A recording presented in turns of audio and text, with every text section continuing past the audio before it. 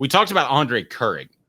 If he can make the step and improve his play from last year, how good can Tennessee's offensive line be? Because you're talking about Cooper Mays, who's preseason all SEC at center, and then a pretty good offensive line around him. We mentioned Hurd on the right side. You got Spraggins, and you'll have John Campbell Jr.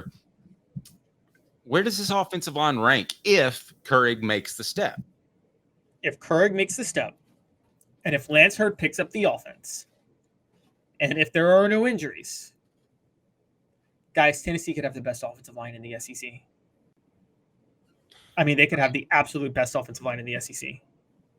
Now, that's saying an awful lot, okay? Because, I mean, LSU has a great offensive line this year. Texas has a great offensive line. Georgia and Alabama.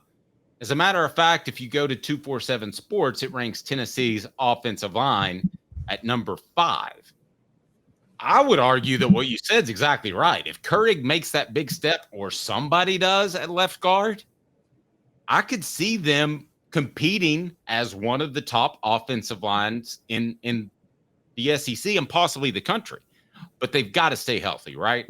They got to stay healthy. Those are 3 tall asks, by the way. I mean, all of these are 50-50 propositions, right? Karic picking it up, Karic taking a step, Lance Hurd figuring it out, and everybody staying healthy.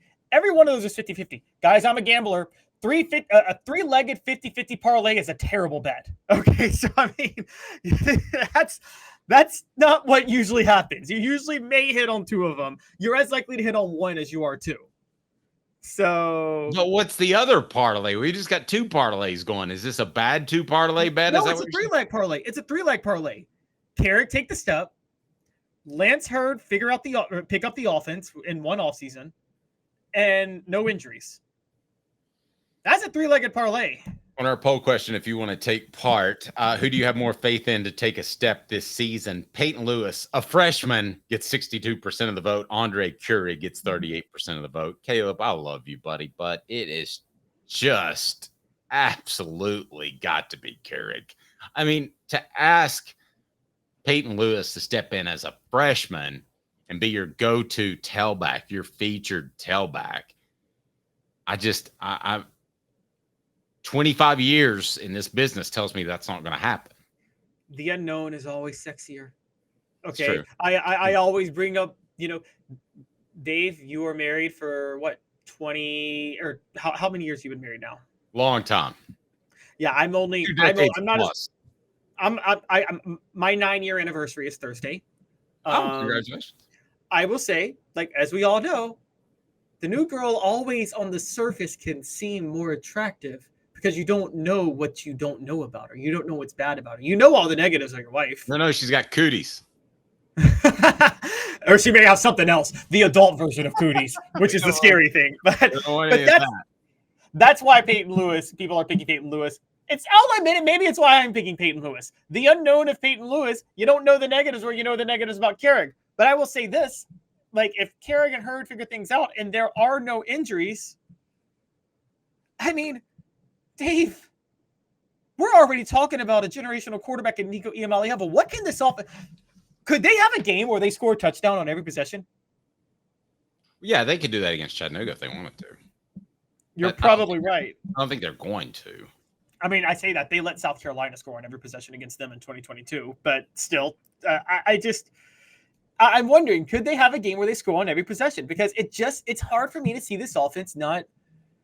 Guys, I don't know how this offense doesn't shatter every record in Tennessee history this year. Like every single one.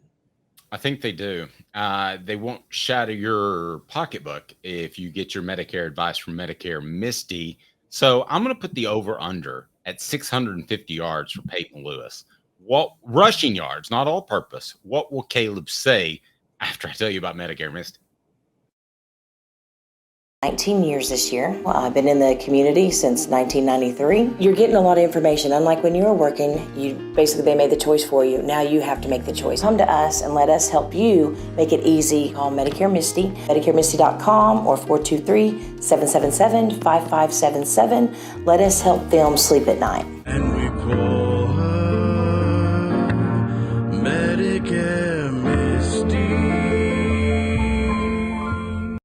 want to remind you that Misty is services in over 40 states. So support our sponsors. That's why we're here, not just Tennessee. Caleb, 650 yards. Peyton Lewis gets more or less?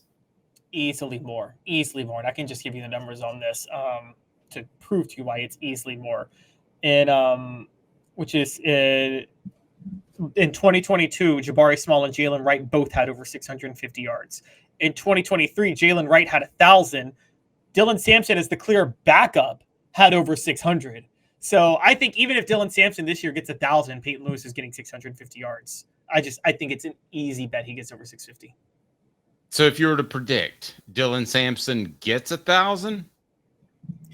I think Dylan Sampson gets 1,000 all-purpose yards. But you're not going to rush you. And I see what you did to me there. Yeah, yeah. And maybe I'll include kickoff return yards in that stat. Makes it very easily, very easy.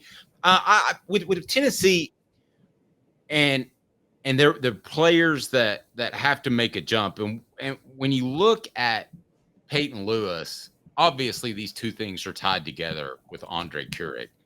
I think that the Peyton Lewis and this offensive line being elite, however, depends on one guy that is very dependable, and it's Cooper Mays.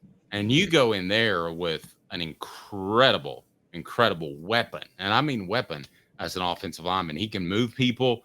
I think he is slightly undersized, which is good because he has leverage against people.